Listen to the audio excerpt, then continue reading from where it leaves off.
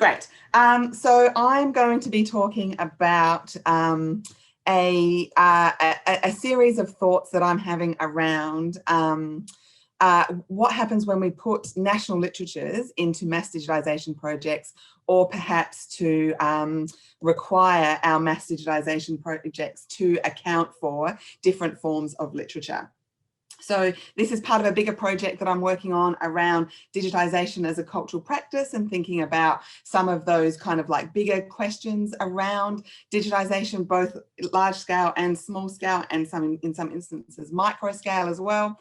And particularly thinking about reading and immersive reading in those spaces. You know, what is the labour of digitisation? Some things about how do we fund digitisation? So what happens when there are public-private partnerships that are required to fund digitisation? What are the implications of some of those things? Some questions around object digitisation. But really at this point, what I want to talk about is the some of these larger philosophical questions. So perhaps to make the point that we need some new conceptual tools to help us think about what we mean by digitisation, what it means for the textual record, the literary record, the cultural record, and also, you know, how does the digitisation and digitalisation, which I'm about to pull apart as two separate things in a minute, and you know, how do these things influence reading, but also in particular today, what does that particular and peculiar materiality of digitisation, especially that afforded by mass digitisation projects, how does that affect the circulation and reception of national literatures? Focusing here on the Australian example. So I'm thinking, you know, I want to just put some thought into some of the infrastructure of mass digitisation, so that I know that everybody here will have different levels of familiarity with all of these things. So apologies if I'm just, you know, going through the absolute opposite. But I really want to draw a distinction between the kind of digitalisation that's offered by projects like Project Gutenberg, where books are typed out, uploaded as free-form text files that is separate from there's different from page scan digitization projects, as we know from Google Books as the prime example.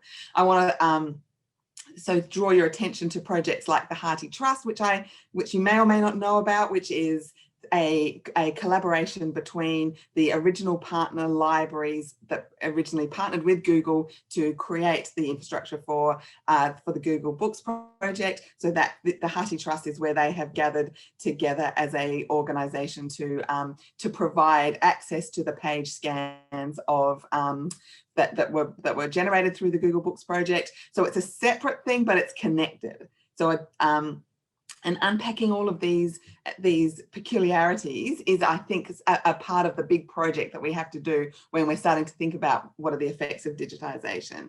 I wanted to draw attention to the conflict between Google Books and these libraries that started out in this really, really positive partnership way, that it was all about unpacking, unlocking the contents of library shelves for the world,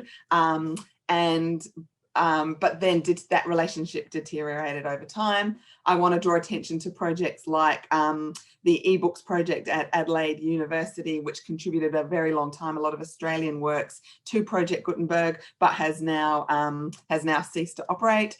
And I also want to draw attention to the fact that Project Gutenberg Australia is not affiliated officially with Project Gutenberg. So these two things are are different projects.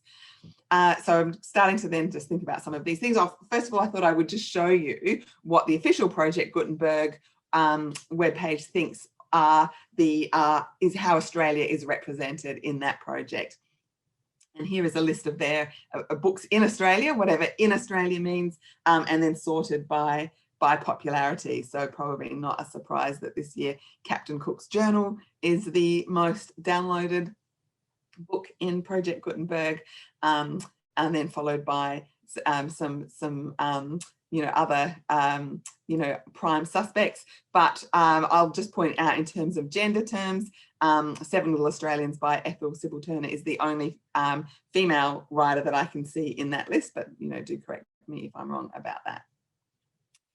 So some other background, I wanted to really draw the distinction between this kind of digital text, this version of For the Term of His Natural Life by Marcus Clarke versus this one, which is the page scan version that appears in the Hardy Trust. So I want to think about how the particular architecture of that book is different in these two spaces, and that creates a whole set of different reading experiences, and that we need to have a kind of specific language that accounts for these kinds of differences. So some of the research that I've published recently, and I think even talked about at BSANZ last year, is the way that there's a kind of hyperparatextuality going on in this page, where we see the book inside the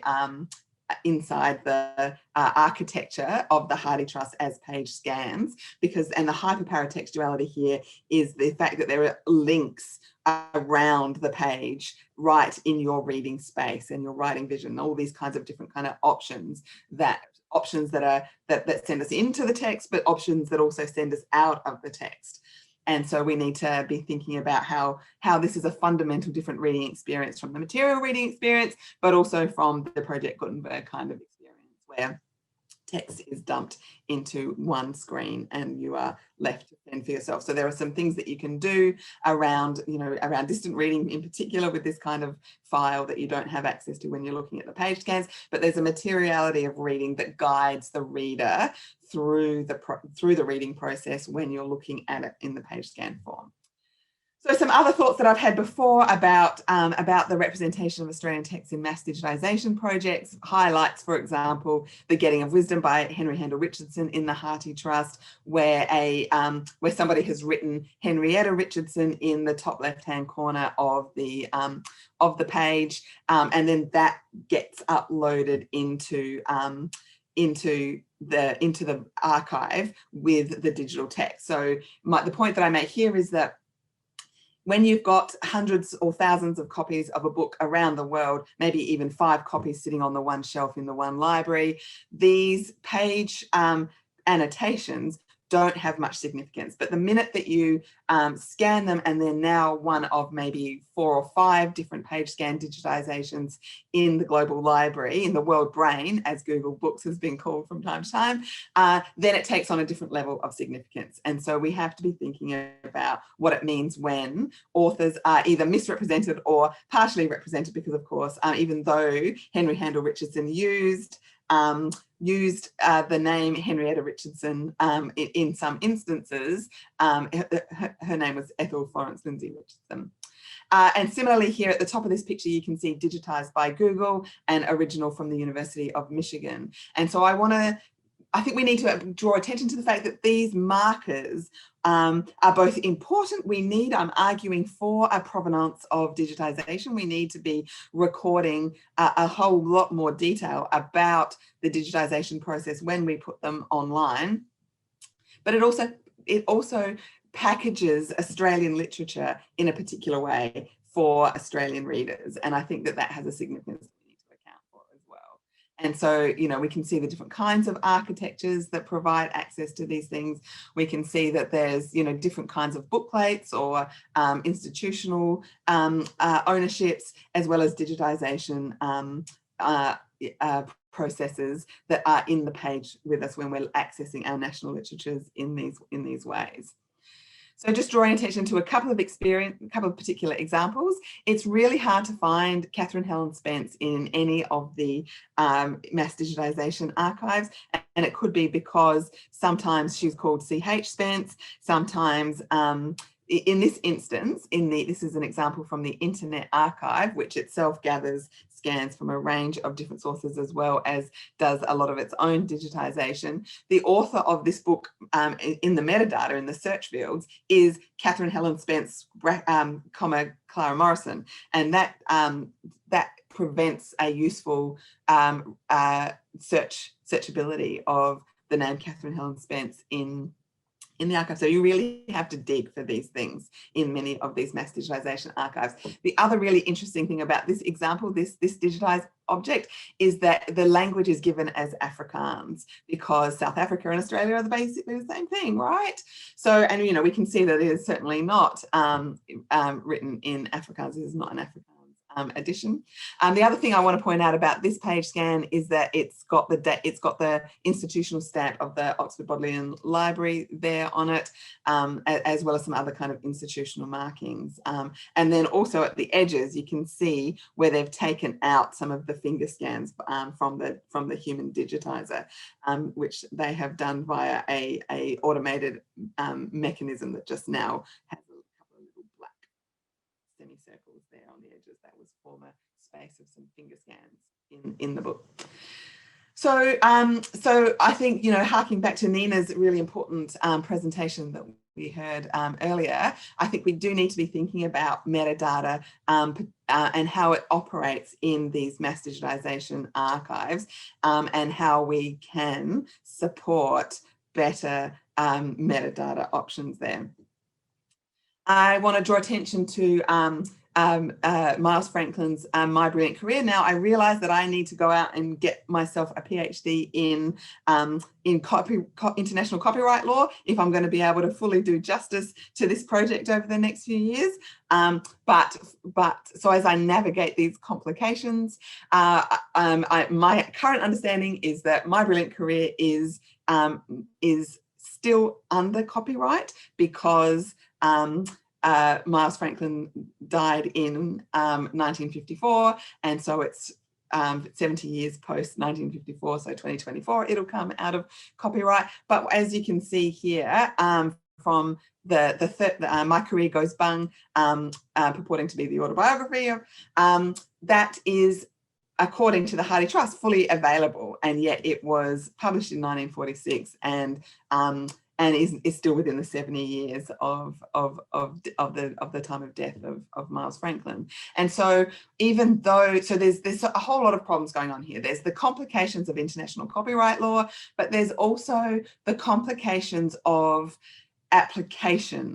differing application of that law, and in a risk-averse environment, a tendency towards limiting access to things if there's any concern whatsoever, as well as a whole lot of mistakes that get through this process. And so if we think that these things are complicated for Catherine Helen Spence and Miles Franklin and Henry Handel Richardson, what about Aboriginal representation inside the global mass digitization archive? This is what the Hardy Trust returns for full view access to on the word Ghana, which is the lands upon which I'm situated. So and so these are full view options, and they have a range of different kind of representations. But again, as Nina alluded to in her talk, there's a range of language there, hordes, tribes, that makes me concerned about how mass digitization archives can usefully represent Indigenous knowledge, perspectives, voices, and aid our aim of reconciliation.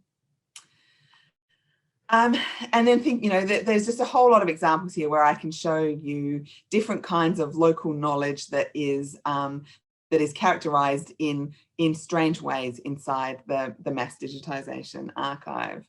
But really the next step of my research here is to draw upon the brilliant work of David Carter and Roger Osborne, looking at American editions of Australian works in order to make some sense of how these books travel from Australia into the global marketplace, usually either through the UK or the US, and then into these mass digitization archives, and what influence these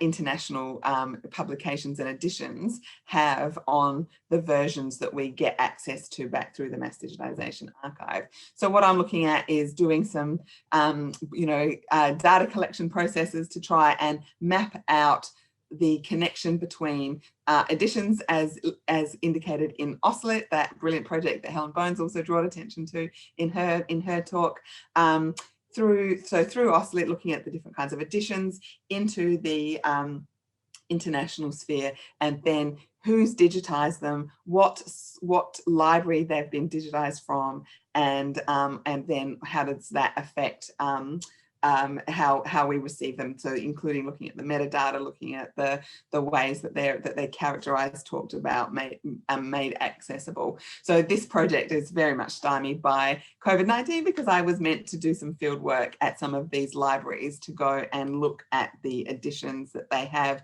in these in the partner libraries, and then think about how that connects up to the mobilities of Australian texts from publication to digitisation. But some of, there are instances where the German language edition of an Australian book is much more accessible than an English language edition of an Australian book. There's instances where so Clara Morrison, for example, is a 2-volume, so it's quite easy to get volume 2 through the Mass Digitization Archive, but much harder to find volume 1 through it. And I'm going to be thinking about what are the institutional stamps that are on there as well. Okay, and to just start to think about wrapping up and concluding this brief introduction to this field. I want to think about, these copyright challenges, as I said, as much about the application of the law as they are about the fine points of the actual law itself. So that is to think about what kind of risk aversion do the partner libraries and contributing libraries and the digitisation archives enact out of an abundance of caution in order to not contravene international copyright law when it's tricky to navigate those processes. And then what can we do from a policy perspective to alleviate some of those challenges so as to not contravene copyright, but to make as much public domain material available as possible in a way that reflects the diversity and breadth and depth and richness of the Australian literary record. I want to think about in more detail about the way that digitisation, as opposed to digitalisation, which removes, so my view there is that digitalisation removes the words of the text from their material constraints and puts them into new material constraints inside a window, but or a browser or a ebook reader or a ebook reading app, but still removes it from the page upon which it was found to be digitized. So my view that digitization preserves some of those colonial relationships whereby Australian material, and particularly Indigenous Australian material, is then housed in colonial archives or libraries, and then digitized from that and placed into hyperparatextual environments that preserve some of that categorization that is not might not be the best way to represent literature.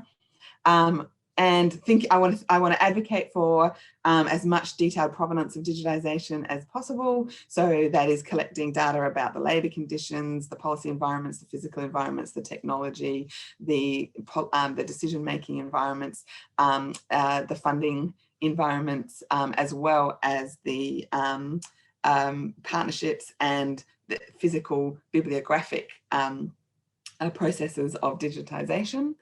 And then I guess finally, to conclude, I want to advocate, I think, in my Pollyanna state, for a way of thinking about a mass digitisation project that is conducted here in Australia, so that we can be thinking at the national level about how to make more accessible these projects. So, drawing on the fact that AustLit has done a lot of amazing work, Trove does a lot of absolutely amazing work, and there've been a lot of ARC projects over time that have done little bits of digitisation. So I'm thinking about the Ken Gelder's colonial novels project at the University of Melbourne, for example. But that what is really missing here is a national and funded approach to helping us think through some of these issues and making them accessible in the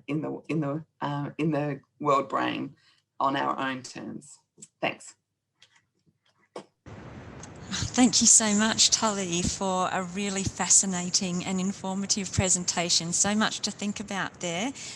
There were conversations popping up on chat, and we also do have a couple of questions. But I was thinking as well during your talk how you're discussing resources that we all use all the time, and rarely do I think about the machinations behind it all and the impact on society and publishing. I'm going to begin with the questions now. The first one is from Danielle.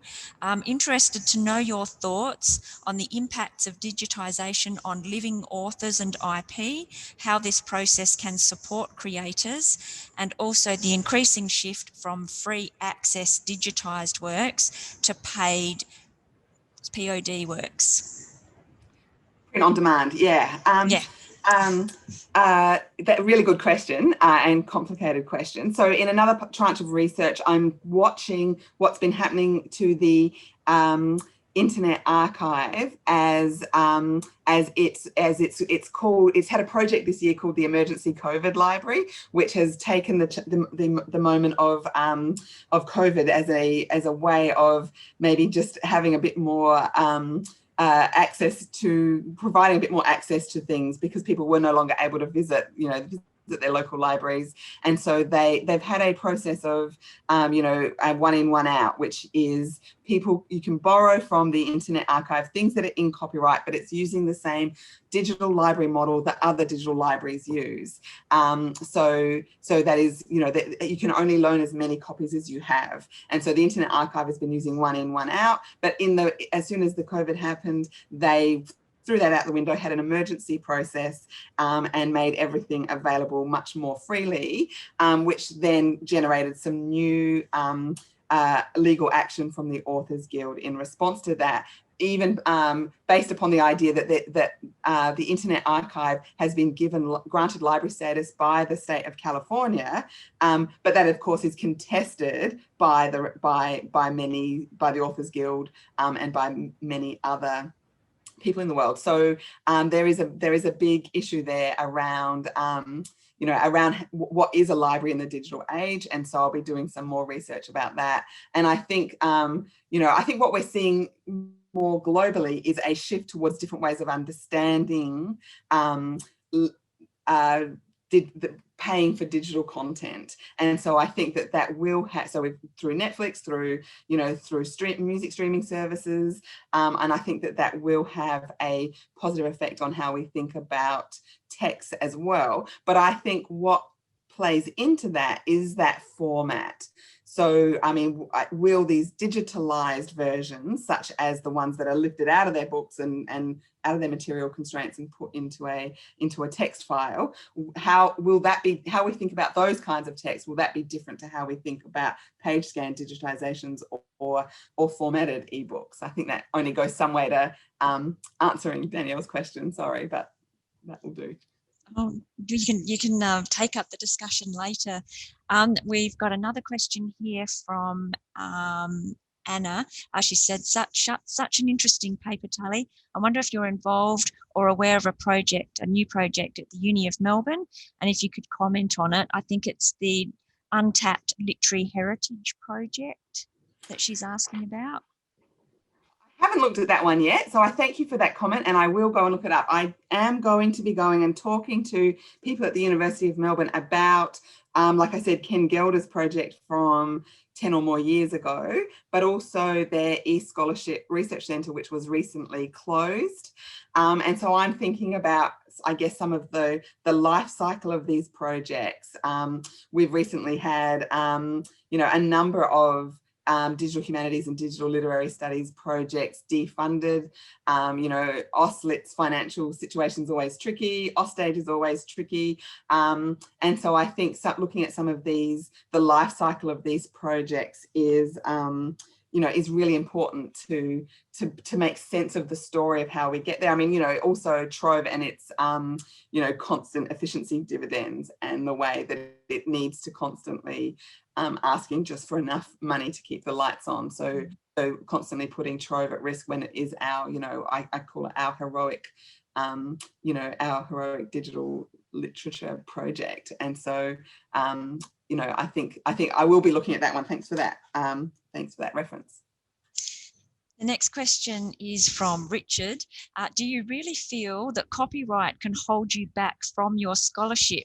Can't you hide behind the activities of Hattie, etc., who have left the gate open? So, but they've left the gate open, but they've left it open in uneven ways. And it's that unevenness that I really want to interrogate. So as I said, you know, there's no full view copy of My Brilliant Career, but there is a full view copy of It Goes Bung. And so it's that kind of uneven application of copyright that is the thing that concerns me most. But yes, I do think that I am able to advance my research quite a lot, thanks to the fact that the Internet Archive is skirting with the legalities and the ire of the Authors Guild, etc. It really is helpful. But really, I'm just sitting on the edges, kind of watching as these debates take place, because they're fundamental to to the future of the digital literary record. Thank you. Gillian has asked, as a user, I find different digital formats useful for different purposes. Is the proliferation a problem or an advantage? So yeah, I think the proliferation is just complicated. So I'm sorry, I'm not going to be able to go, it's good or it's bad. It's complicated and it's interesting. But I think the problem is that our vocabulary collapsed them all together. And that's why I want to draw apart some of that language, so as to be able to unpack some of that a little bit more and to be able to follow us, because what we might say for Project Gutenberg is completely different to what we might say for the Hardy Trust, which is different again to the Internet Archive. And I mean, one of the really interesting things that I'm looking at is the relationship between Microsoft and the British Library, which has created a bit of a mess, really, in terms of what was given back to the British Library when Microsoft realized that it could no longer really compete with the Google Books project and stopped trying. And so I guess I think it's interesting, and we need a vocabulary that helps us unpack these, rather than just lumping everything together and calling it an ebook, because they are different. And sorry, Danielle is right to think about the role of print on demand here. So that the proliferation of presses like the Floating Press and others that exist to take digitized copies and give them to people via the post, via print on demand. You can order them, and then what you receive is this really strange looking object that is, again, not quite the material page scan, because some of its original bookish infrastructure is there and some of it isn't. No, it's just a fascinating topic. Thank you for that. One more question. This is from Catherine. Given what you note are the colonial implications of Australian literature, how does that shape the task of advocating for the representation of a national literature? Yeah, exactly right. So I think one of the really important things here that I'm really still nutting through at the moment is the way a lot of publications that happened in Australia in the 80s and 90s, because of an awareness of the one-sided nature of publishing prior to that, the white male side of publishing in our, you know, besides the fact that I've really focused on Catherine Helen Spence and Miles Franklin and people like that today, the fact that a lot of manuscripts were uncovered in the 80s in particular and published, that creates a shape to the Australian publishing history that's going to have long-term ramifications for digitisation. So as I showed you that in Project Gutenberg, there are 2 Catherine Helen Spence items, and so this shape is going to be something that we're going to have to continue to contend with.